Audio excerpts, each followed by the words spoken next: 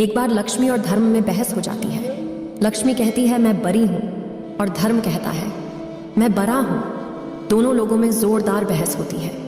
तब लक्ष्मी कहती है हमें भगवान शिव के पास जाना चाहिए, वहीं इसका फैसला करेंगे। तब धर्म ने कहा ठीक है। दोनों लोग भगवान शिव के पास गए। भगवान शिव उन दोनों को आते देख खड़े हो गए और हाथ जोड़कर बोले, हे मां लक्ष्मी, हे धर्म, मैं आप लोग की क्या सेवा। हे परम परमेश्वर महादेव, हम दोनों आपके पास फैसला कराने आए हैं कि हम दोनों में कौन बड़ा है, धर्म बड़ा है या लक्ष्मी। ये बात सुनते ही भगवान शिव सोचने लगे, अगर मैं कहता हूं धर्म बड़ा है तब लक्ष्मी माँ मेरा साथ छोड़ देगी। अगर मैं कहता हूं कि लक्ष्मी बरी है तो धर्म मेरा साथ छोड़ देगा। तब भगवान शिव ने एक युक्ति निकाली और कहा कि माँ मुझसे भी अच्छा फैसला, मुझसे भी सही फैसला एक राजा कर सकता है। तब माँ लक्ष्मी ने कहा वो कौन व्यक्ति है।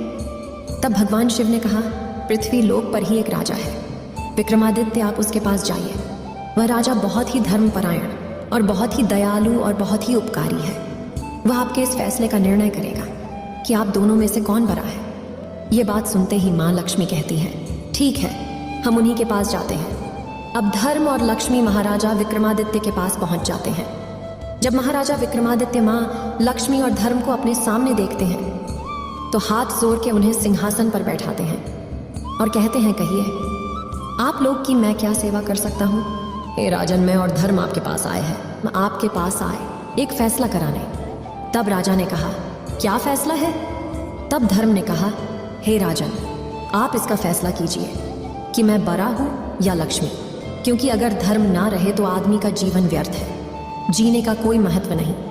बिना धर्म के मनुष्य एक लाश के समान है। मनुष्य के जीवन में पूरी तरह खालीपन आ जाता है अगर धर्म ना रहे तो। तब माँ लक्ष्मी कहती है कि हे राजा, अगर लक्ष्मी ना रहे, धन ना रहे तो मनुष्य का जीवन नरक हो जाता है। उसे दर दर की ठोकरें खानी पड़ती हैं, उसे गरीबी में जीवन यापन करना पड़ता है, वो दरिद्र हो जाता है, उसे अथाह दुख मिलता है। तब राजा विक्रमादित्य ने उन दोनों लोग का बात सुना और फिर उन्होंने कहा ठीक है, मैं आप दोनों की बातों को ध्यान से सुना और समझता हूँ। इसीलिए तब राजा विक्रमादित्य ने सोचा कि अगर मैं महालक्ष्मी को मना करता हूँ, कहता हूँ कि नहीं मुझे धर्म बरा है, आप नहीं, तब माँ लक्ष्मी मेरा साथ छोड़ देंगी, मुझसे रुष्ट हो जाएंगी।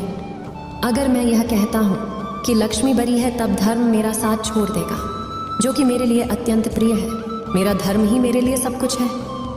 तब अंत में आकर महाराजा विक्रमादित्य ने निर्णय सुनाया और कहा कि आप दोनों ध्यान से सुनिए, मेरे लिए धर्म बहुत ही महत्वपूर्ण है।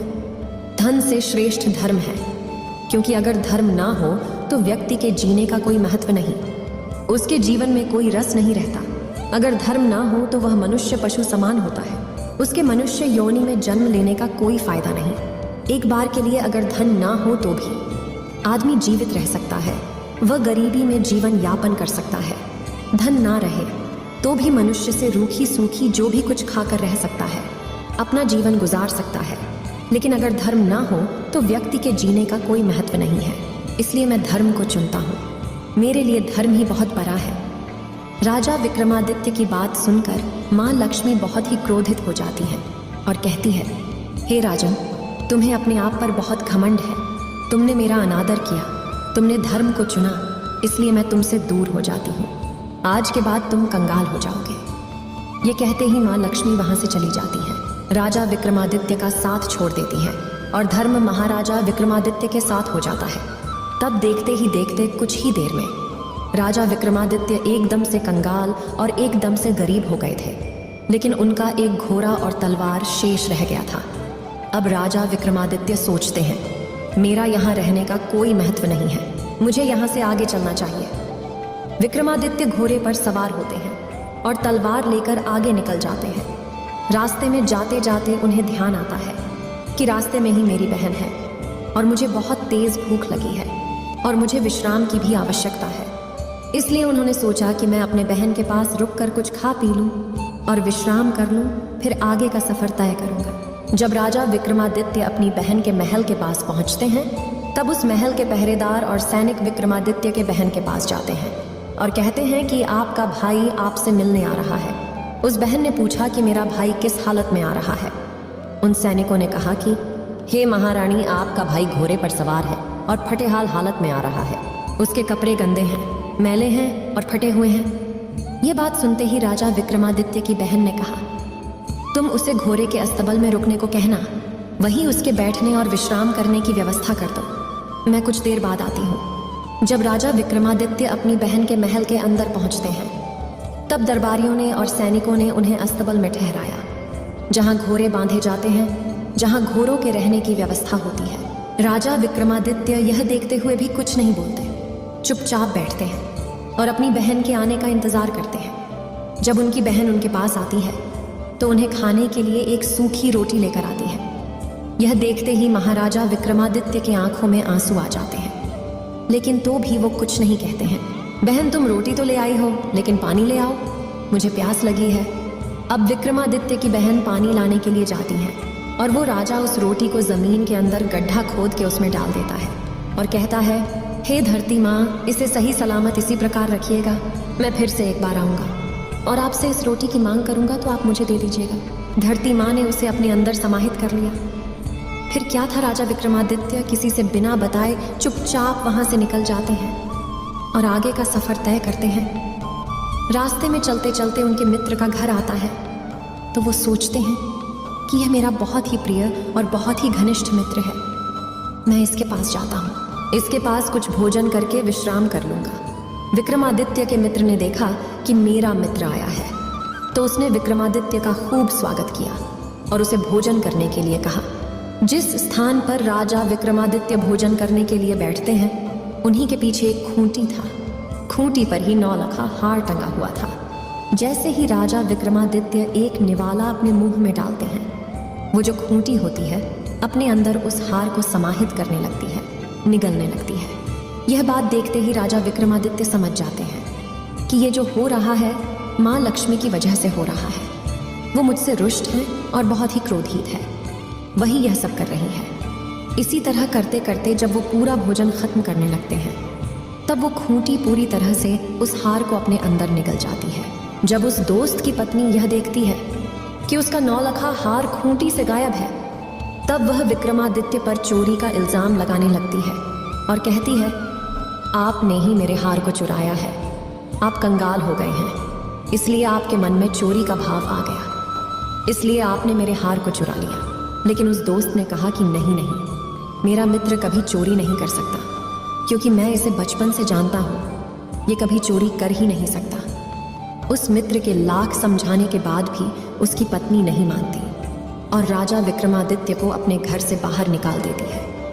इतना सब होने के बावजूद भी राजा विक्रमादित्य कुछ नहीं कहते और शांत होकर घर से बाहर निकल जाते हैं और आगे का सफर फिर तय करने लगते हैं। अब चलते चलते उन्हें रात हो जाती है और वो सोचते हैं कि रात में सफर करना ठीक नहीं है, हम सुबह में सफर करेंगे। यह सोचकर राजा अपने घोड़े को खड़ा करते हैं और अपनी तलवार को लेकर एक पैर के नीचे बैठ जाते हैं।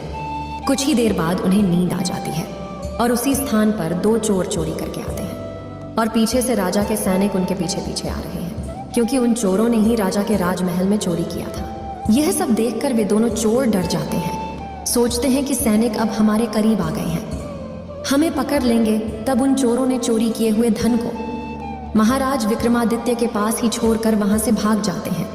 जब सैनिक राजा विक्रमादित्य के पास आते हैं तो देखते हैं कि इतना सारा धन पड़ा हुआ है, तो वह सोचते हैं कि यही चोर है। विक्रमादित्य को गिरफ्तार कर लिया जाता है, उन्हें कैद करके राजा के पास लेकर जाता है। राजा यह सब चीजें देखकर बहुत ही क्रोधित होता है। इस बात से गुस्सा होकर राजा ने आदेश दे दिया कि इस व्यक्ति का हाथ और पैर काट दिया जाए, इसे अपंग बना दिया जाए।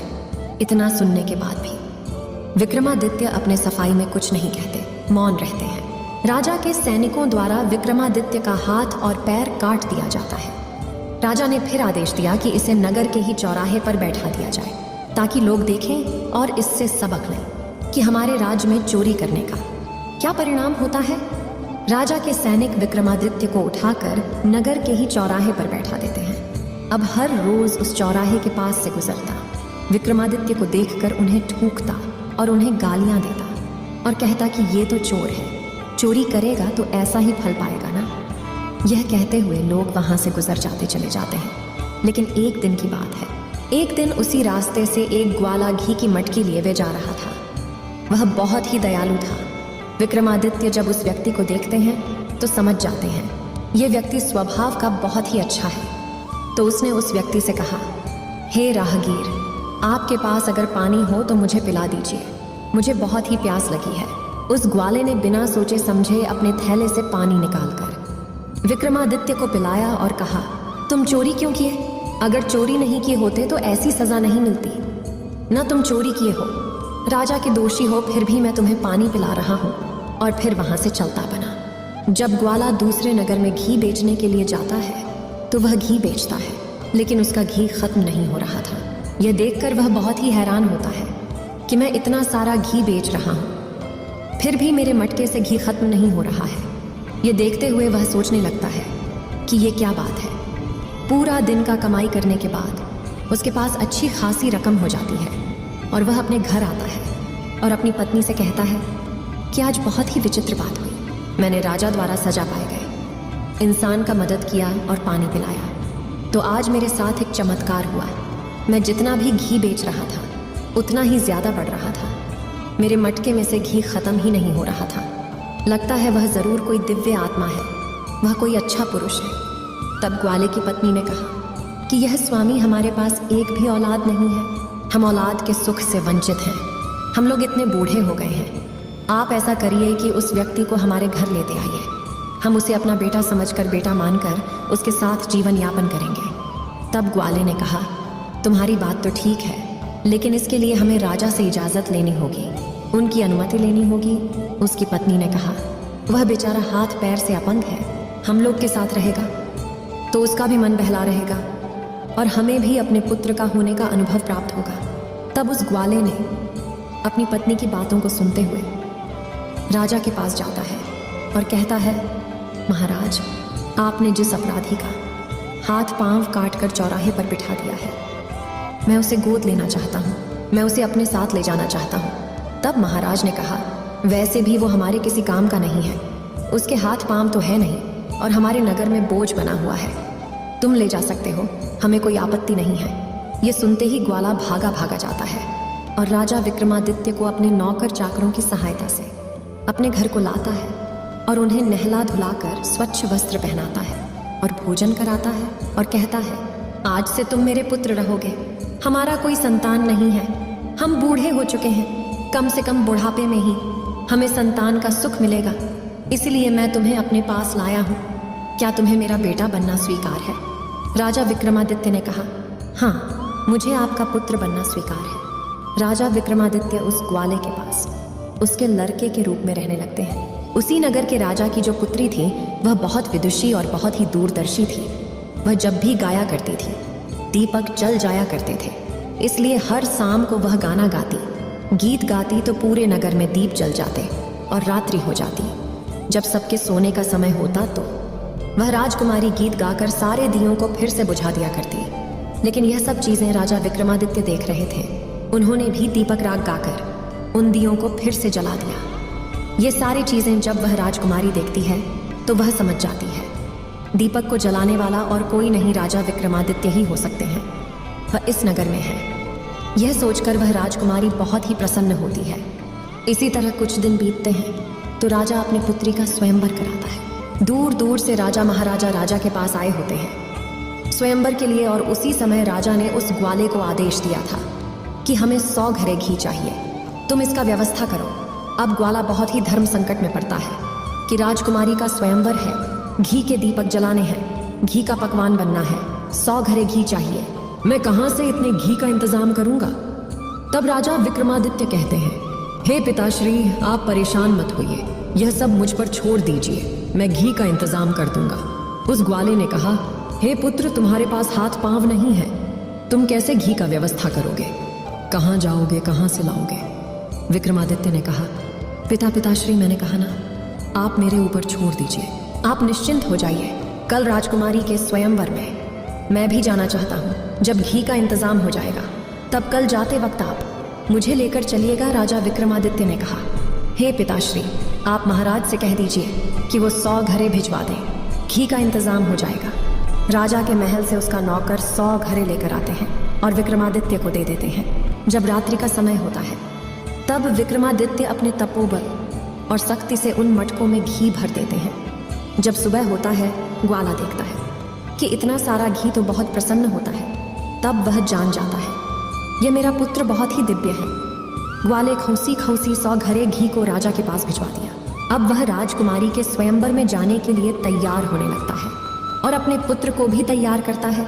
राजा विक्रमादित्य को नहलाता धुलाता है और स्वच्छ और सुंदर वस्त्र पहनाता है और अपने साथ और अपने नौकर चाकरों की सहायता से विक्रमादित्य को अपने साथ ले जाता है। उस राज दरबार में दूर दूर से राजकुमार राजा महाराजा आए हुए थे। सब सिंहासन पर आसीन थे, लेकिन जो राजा विक्रमादित्य थे किसी एक कोने में बैठे हुए थे। जब स्वयंवर का समय आता है तब राजकुमारी उस महल में पधारती है। हाथ में जयमाला लिए हुए राजा विक्रमादित्य का तलाश करने लगती है और सोचने लगती है, मैं विवाह करूंगी तो उन्हीं से करूंगी। मैंने उनका गाना सुना, वह इसी नगर में है। अगर इसी नगर में है तो वह स्वयंवर में जरूर आए होंगे। यह सोचते हुए राजकुमारी उनका तलाश करने लगती है, लेकिन उन्हें राजा विक्रमादित्य कहीं नहीं दिखती। फिर उनकी नजर कोने में पड़े एक व्यक्ति के पास जाती है। उस व्यक्ति के चेहरे और शरीर से अलग ही आभार प्रकट हो रही थी। यह देखते हुए वह राजकुमारी समझ जाती है कि हो ना हो यही है राजा विक्रमादित्य, और बिना कुछ सोचे समझे राजकुमारी जयमाला लेकर आगे बढ़ती है और विक्रमादित्य के गले में पहना देती है। उन्हें अपने वर के रूप में चुन लेती है। उस दरबार में आए हुए राजा महाराजा देखते हैं तो क्रोधित हो जाते हैं और महाराज से कहते हैं, महाराज आपने हमारा अपमान किया। अगर आपको पता ही था कि आपकी पुत्री एक अपंग, एक अपाहिज से शादी करने वाली है, उससे विवाह करने वाली है, तो आप हमें यहाँ पर क्यों बुलाए? आप हमारा अपमान किया। यहाँ बुलाकर तब राजा ने कहा, दूर दराज से आए हुए सभी राजाओं राजकुमारों से विनती किया और हाथ जोड़ कर कहा, हमें माफ करिए, मुझसे गलती हो गई। अब क्या किया जा सकता है? यह नियम है कि कन्या ने जिसके गले में वरमाला डाला है विवाह तो उसी से होगा। इसके लिए मैं आप लोगों से क्षमा चाहता हूँ। आगे पीछे हार मानकर राजकुमारी का विवाह राजा को विक्रमादित्य से ही कराना पड़ता है और उसी के साथ उसके ससुराल को विदा करना पड़ता है। अब राजा विक्रमादित्य अपने नववधू को लेकर उस ग्वाले के घर चले आते हैं और रहने लगते हैं। एक दिन राजा विक्रमादित्य अपनी पत्नी से कहते हैं, हे प्रिय, मुझे हिरण का मांस खाने का इच्छा हुआ है, तुम अपने भाइयों से हिरण का मांस लेकर आओ। यह सब सुनते ही राजकुमारी का तो मन नहीं होता है कि मैं अपने भाइयों से कुछ मांगने के लिए जाऊं, लेकिन अपने पति की इच्छा का मान रखते हुए वह अपने और अपनी भाभी से कहती है कि भाभी, मुझे हिरण का मांस खाने का इच्छा हुआ है, आप मुझे हिरण का मांस लाकर दे दीजिए। राजकुमारी अपने पति का नाम नहीं लेती है क्योंकि मेरे पति का अपमान किया जाए, इसलिए वह अपने लिए कहती है कि मुझे हिरण का मांस खाने का मन कर रहा है। यह बात सुनते ही राजकुमारी की भाभियां उसकी खिल्ली उड़ाने लगती हैं। कहती हैं कि चलो चलो, अगर ऐसी ही बात है तो तुमने अपाहिज व्यक्ति को क्यों चुना? उससे शादी क्यों किया? तुम्हें किसी अच्छे पुरुष से शादी करना चाहिए था ना, वो तुम्हें हिरण का मांस ला कर देता। यह बात सुनते ही वह राजकुमारी वापस चली आती है और अपने पति से कहती है, हे स्वामी, मैं अपने घर गई थी, ऐसी ऐसी बातें मुझे सुनने को पड़ी। तब महाराजा विक्रमादित्य ने कहा, ठीक है, कोई बात नहीं, तुम वापस अपने भाभी के पास जाओ और कहो मेरे पति का घोड़ा और तलवार मुझे दे दीजिए। रूमाल को दिखा देना, वो सामने हो जाएंगे और तुम्हारे साथ चले आएंगे। अब राजकुमारी उस रूमाल को लेकर राजा विक्रमादित्य के कहे अनुसार अपने भाभी के पास चली जाती है और अपने भाभी से कहती है, भाभी, आप मेरे पति का तलवार और घोड़ा मुझे दे दीजिए। तब उस राजकुमारी की भाभियां सोचती हैं कि वैसे भी उस तलवार और घोड़े ने आतंक मचाया हुआ है, जीना मुश्किल कर रखा है, इससे अच्छा है इस राजकुमारी को ही दे दूं, काट मर जाएगी। जब उस घोड़े और तलवार के पास राजकुमारी को ले जाया जाता है तब वह देखती है वह तलवार सांप बन के उसके ऊपर टूट पड़ता है और घोड़ा भी उछल उछल के दुलत्ती मारने लगता है। राजकुमारी जो अपने साथ रुमाल लाई थी उसे दिखा देती है। यह देखते ही तलवार और घोड़े शांत हो जाते हैं और राजकुमारी के साथ चले जाते हैं। घर आने के बाद विक्रमादित्य ने कहा कि मुझे इस घोड़े पर बैठा दिया जाए, मैं खुद सीकर करने जाऊंगा। तुम्हें कैसी बातें कर रहे हो? तुम्हारा हाथ पांव नहीं है और तुम इस घोड़े पर कैसे जाओगे, कैसे शिकार करोगे? तब विक्रमादित्य ने कहा, पिता श्री, आप कृपा कर अन्य लोगों की सहायता से मुझे इस घोड़े पर सवार करवाइए। अपने बेटे के जिद के आगे उस ग्वाले को झुकना पड़ा। उसने अपने नौकर चाकर से कहकर और स्वयं राजा विक्रमादित्य को उठाकर उस घोड़े पर बैठाया। जब वह सर ऊपर करके देखते हैं तो राजा विक्रमादित्य का हाथ पैर सही सलामत है। उनका हाथ पैर आ चुका था, वह फिर से स्वस्थ हो चुके थे।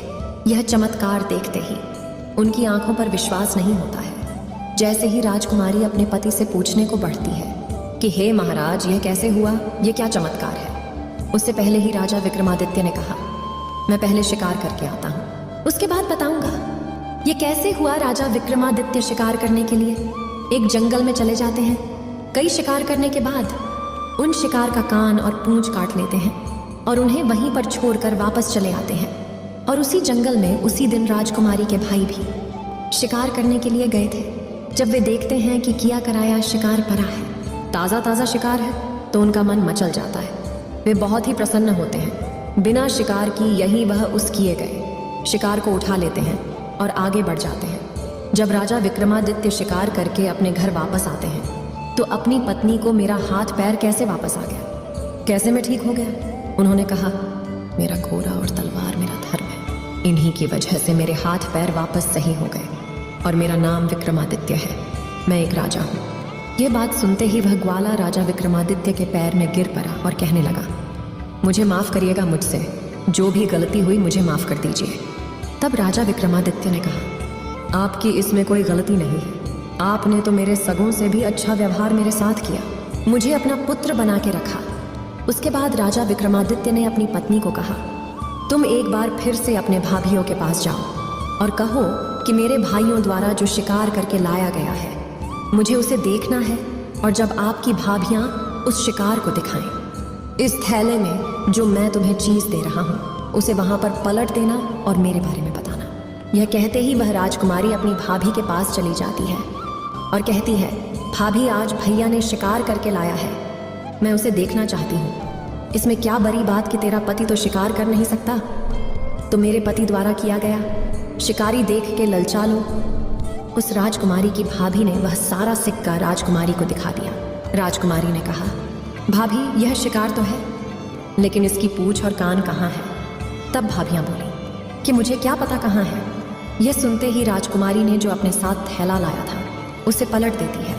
उस थैले में से कान और पूंछ गिर जाते हैं। तब भाभियाँ पूछती हैं कि यह कहाँ से आया, तो उसने कहा, यह शिकार मेरे पति द्वारा ही किया गया है। तब राजकुमारी वो सारी बातें कह सुनाती हैं और कहती है, मेरा पति कोई आम व्यक्ति नहीं है, वह राजा विक्रमादित्य है। यह बात सुनते ही उनके कान खड़े हो जाते हैं और यह बात राजा के पास भी जाती है। राजा दौड़े दौड़े अपने बेटे के पास आते हैं और कहते हैं, पुत्री, मुझे माफ़ कर दो, मुझे गलती हो गई। हम अपने दामाद को राजमहल में बुलाना चाहते हैं। विक्रमादित्य राजा के पास गए। राजा ने उन्हें साक्षात प्रणाम किया और कहा, हे महाराज, मुझसे गलती हो गई।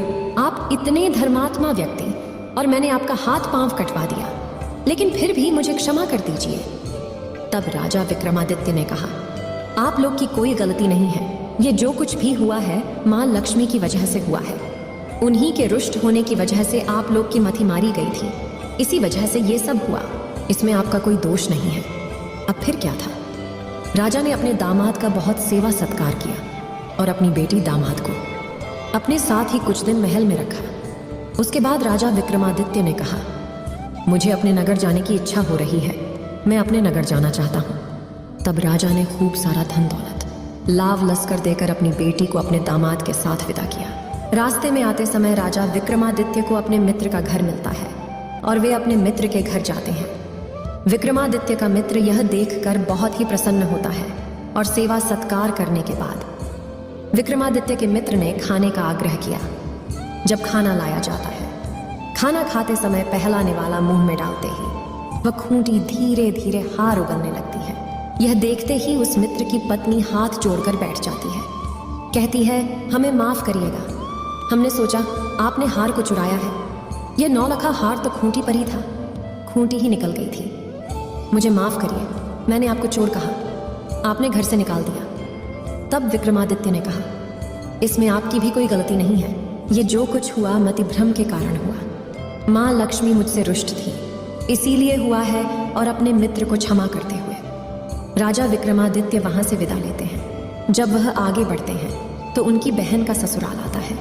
तब वह अपनी बहन के ससुराल जाने की इच्छा करते हैं। राजा विक्रमादित्य को दूर से ही आते हुए सैनिक देख लेते हैं और उनकी बहन के पास जाते हैं। कहते हैं, आपका भाई आपसे मिलने आ रहा है। तब उनकी बहन कहती है कि मेरा भाई किस हाल में आ रहा है। तब वह सैनिक कहते हैं कि आपका भाई लाव लश्कर के साथ सजा धजा घोड़े पर बैठ के अपनी पत्नी को लेकर आ रहा है। तब उस रानी ने कहा, मेरे भाई का स्वागत किया जाए, उसे राजमहल में ठहरने का इंतजाम किया जाए। जब राजा विक्रमादित्य अपनी बहन के महल में पहुंचते हैं तो उनका खूब आदर सत्कार होता है। उन्हें राजमहल में ठहराया जाता है। राजा विक्रमादित्य अपनी बहन का हाथ पकड़ते हैं और उन्हें उसी अस्तबल में ले जाते हैं जहां घोड़े बांधे जाते थे और धरती माता से कहते हैं, यह माँ, मैं आपसे अपनी अमानत लेने आया हूँ, कृपा कर आप मुझे मेरी अमानत दीजिए। या कहते हैं, धरती फट जाती है, उसमें से रोटी निकल जाता है। उस रोटी को उठाकर राजा विक्रमादित्य कहते हैं, हे बहन, तुमने मुझे अगली बार आने पर इसी रोटी को खाने को दिया था न। तब उसकी बहन फूट फूट कर रोने लगती है और कहती है, भैया मुझसे गलती हो गई, मैंने जो आपके साथ व्यवहार किया मुझे क्षमा करिए। तब राजा विक्रमादित्य ने कहा, नहीं, मैं तुमसे रुष्ट नहीं हूँ, मैं तुमसे नाराज नहीं हूँ, लेकिन मैं तुम्हें ये बताना चाहता हूँ कि अपनों के साथ कैसा व्यवहार करना चाहिए। अपनों के साथ किसी भी परिस्थिति में उसे किस तरह से व्यवहार करना चाहिए, ये तुम्हें मैं बता रहा हूँ, लेकिन इसके बजाय मैं उनसे नाराज नहीं हूँ। बस तुम्हें यह सीख लेना चाहिए हमें अपनों से व्यवहार कैसा करना चाहिए। यह सब सुनते ही राजा विक्रमादित्य की बहन बहुत ही लज्जित होती है। जब राजा विक्रमादित्य अपने नगर को चले आते हैं तो नगर के मुख्य द्वार पर ही माता लक्ष्मी राजा विक्रमादित्य का प्रतीक्षा कर रही थी। हे विक्रमादित्य, मैंने तुम्हारा खूब परीक्षा लिया, तुम्हें खूब प्रताड़ित किया, लेकिन फिर भी मेरे इस परीक्षा में तुम सफल रहे। मैं मानती हूँ कि धर्म सबसे बड़ा है, मुझसे भी बड़ा धर्म है। अगर धर्म है तो लक्ष्मी है, जहाँ धर्म रहेगा वहाँ लक्ष्मी भी रहेंगी। मैं तुम्हें आशीर्वाद देती हूँ कि चिरकाल तक, जब तक पृथ्वी रहेगी, तब तक तुम्हें कोई नहीं भूलेगा, तब तक तुम्हें याद किया जाएगा। यह आशीर्वाद देते ही माँ लक्ष्मी वहाँ से अंतर्ध्यान हो जाती है और राजा का राजमहल राजपाट वापस आ जाता है और राजा विक्रमादित्य अपने महल में सुख चैन से राज करने लगते हैं। इस वीडियो को बोलते समय कोई त्रुटि हो तो मैं क्षमा चाहती हूँ। उम्मीद है आप सभी को ये वीडियो अच्छी लगी होगी। अगर आप शिव के सच्चे भक्त हैं तो चैनल को सब्सक्राइब और वीडियो को लाइक करके कमेंट में हर हर महादेव लिख दीजिए।